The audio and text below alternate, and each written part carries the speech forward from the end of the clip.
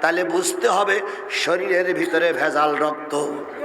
এই জন্য সব ভালো লাগে, আল্লাহর কোরআন ভালো লাগে না। কিন্তু কথাটা হচ্ছে কার কথা?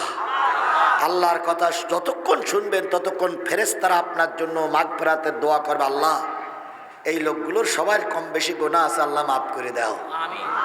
তাহলে ফেরেশতারা দোয়া করতেছে, কত বড় স্বনামধন্য ব্যক্তি আপনারা হিসাব করে দেখতেছেন তো।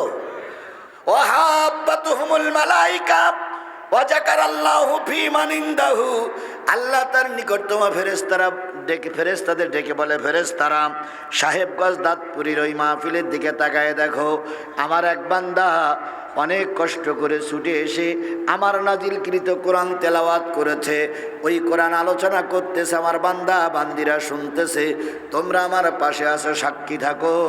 শেষ মোনাজাত করে ওরা যখন সবাই চলে যাবে, আমি আল্লাহ ওয়াদা করলাম, আগে পিছে কি করেছে না করেছে আমি জানি না, আমি জানলেও সেটা আমি ধরবো না, তবে আজকে যারা গুনাহ নিয়ে এসেছে সকলের গুনাহগুলো আমি আল্লাহ আজকে পর্যন্ত মাফ করে দেব।